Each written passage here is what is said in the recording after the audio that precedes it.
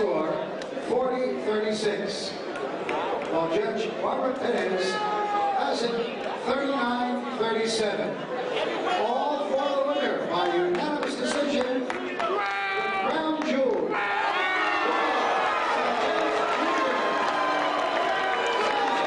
You know it's AB, always balling, always boarding, a lot of bills. You know what's going on, man. You know, shout out to Crown Jewels Boxing, man. You know, my people. You know, they get it in over there, straight up. Lamar Peterson giving a shout out to CrownJewelBoxing.com.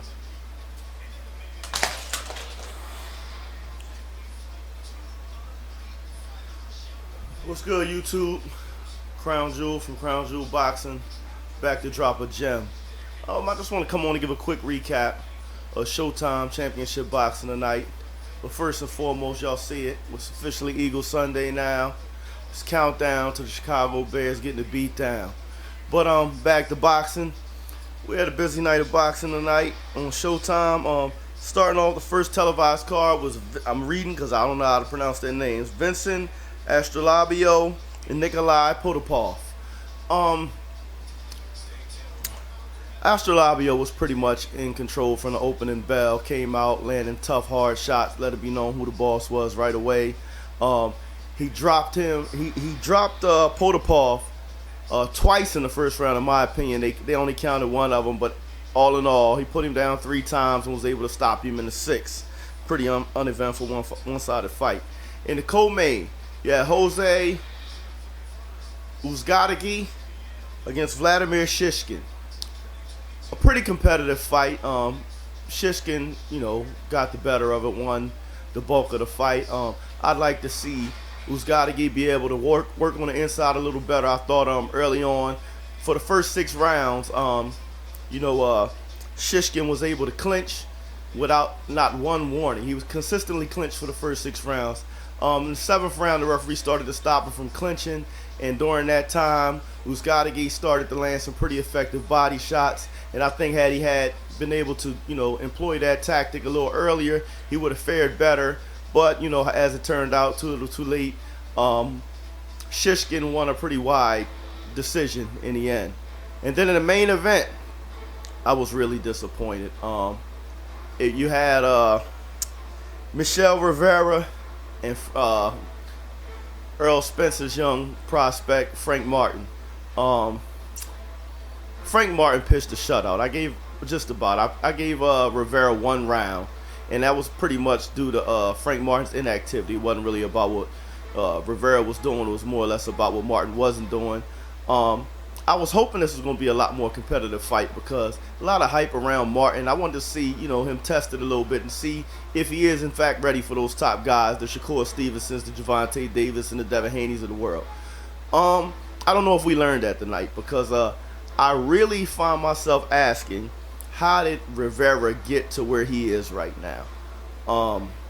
Number 2 in the world by the WBA, undefeated fighter, had absolutely no clue how to strategically combat a southpaw. He consistently got caught with his left foot inside Martin's right foot all night, left him in line for Martin's left hand, and had his right hand out of range.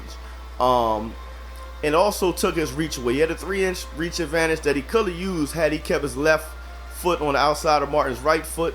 And, he threw a lot more right hands, straight right hands and left hooks. But again, it just looked like he had no clue how to go about fighting a southpaw.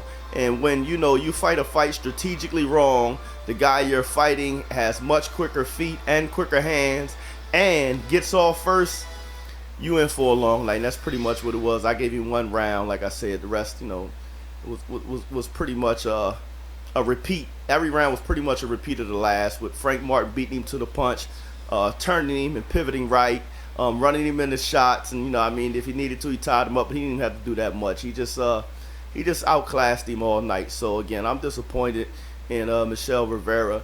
In my opinion, it looks to me he's more gimmick than actual substance. He has that Muhammad Ali persona. He vaguely looks like him. Where's his colors? Where's his hairstyle? And that's about as far as the comparisons go, because he's nothing close to the level of the great Muhammad Ali.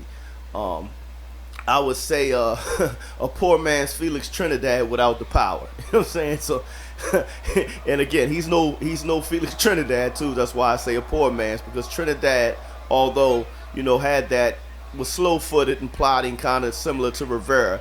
He had those one-punch erasers in both hands and had a lot more dog in him, so you can't even compare him to him. But then again, I'm tired. That's all I have for y'all tonight. Again, I'm disappointed. Is Martin ready for the top lightweights in the world? I don't know, because he was in there with a sparring partner tonight. Looks like, he wasn't in there with anybody that fought him back. I can't hold it against him. He did what he was supposed to do. He looked sharp.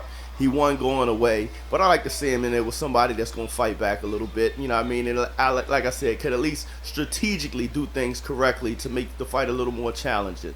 And like I said, Rivera just wasn't up for the challenge tonight. With that being said, congratulations to him.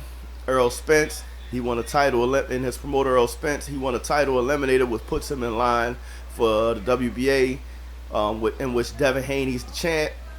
That fight's never going to happen, because like I said, I think Devin's going to fight one, maybe two more times at lightweight, vacates the title. So he'll be in line to fight for one of those vacant titles sometime next year. Congratulations again to him and his team.